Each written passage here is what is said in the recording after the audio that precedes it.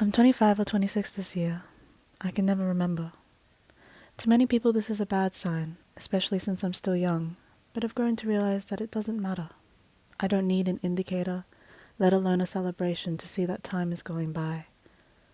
I know it's there, but it simply passes. Time, whatever it is, doesn't belong to anybody. So why are we so intent on watching it? After wasting away my younger years in university without knowing what to do, I decided instead to drop out and accomplish my dream of owning a jazz bar. And now, only after 2 years since it started, it's one best bar in Tokyo City. I get award-winning live performers to play renditions of Billie Holiday and Louis Armstrong and other really underground jazz artists.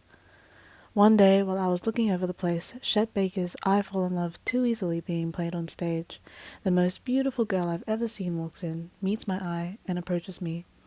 Her white, sequin dress was tied around her breasts, revealing her nipples the slightest bit. I stared in jealousy at the rest of her dress, which was flowing between her legs. "I love your bar," she yells over the music. I say thank you, unable to look her in the eye. She had massive bonkers. I think jazz is such an intellectual genre. I love listening to it when I'm reading my books on philosophy. I could feel my suit pants getting tighter around my crotch. "And what philosophy are you into?" I smile, to hide the large gulp that went down my throat. They were big tatas.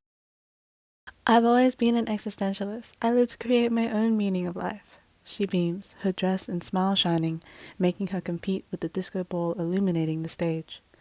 I asked her if she wanted a drink, but she declined. What I do want is for us to get out of here. So I followed her out, and we ended up at my place. I've had this happen plenty of times when I'm at the bar. Maybe 5 to 6 times a week, a new beautiful girl every time. Women gravitate towards me, though I'm not sure why. I don't even think half of them know I own the bar. But I also never see these same women again. Or maybe I just don't recognize them. They are like flowers planted all around your neighborhood.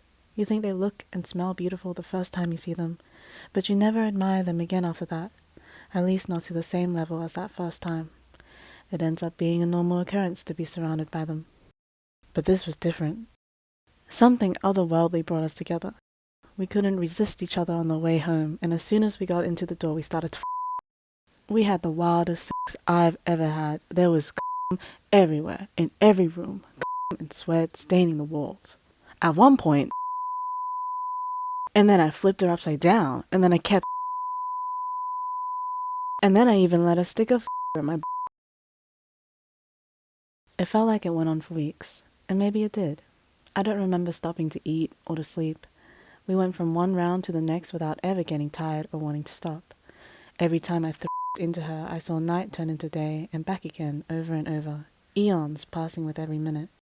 I was seeing world peace outside my high-rise apartment window, and I knew the future looked beautiful if she only stayed under me like this. Unlike all the other women that I have brought back to my apartment, I wanted to know everything about her, as much as I knew her body in these moments. I never believed in God, but I thought that I was seeing and experiencing what he sees and experiences. I felt like I was with him, at the edge of the universe, spectating time like how I would a mountain plain. This mountain plain being the big mounds on her chest. I was finally understanding the importance of time because I wanted to spend all of it with her. With these intellectual thoughts in mind, I released my biggest load into her, and after so hard she disappeared into thin air.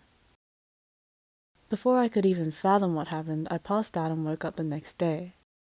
Feeling incredibly hungover, I checked my phone and it was 1 p.m. the day after yesterday when I met her. In my apartment, what I thought would be in shambles of wild and uncontrollable and amazing sex that we try to have on every surface available, was as clean as I left it the morning before.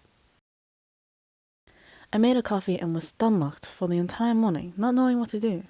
It felt so real. It had to be real. But was it?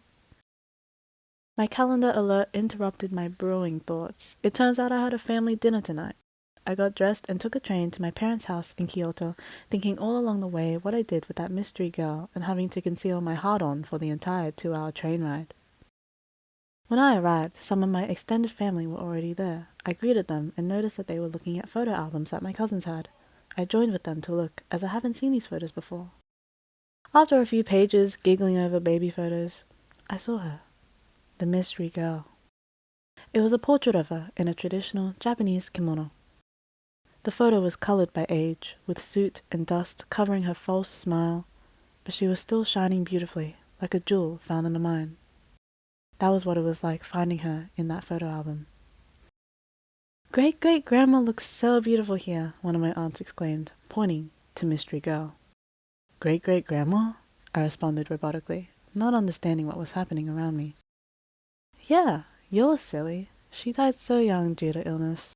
Apparently her greatest wish was to have a fun time with her great-great-grandchildren. But when she said this, she was already on the verge of dying." I gaped at the photograph. Is that why I felt like I was transporting through time when I was with her? Who cares? I just had sex with my great-great-grandma. And it was a great time.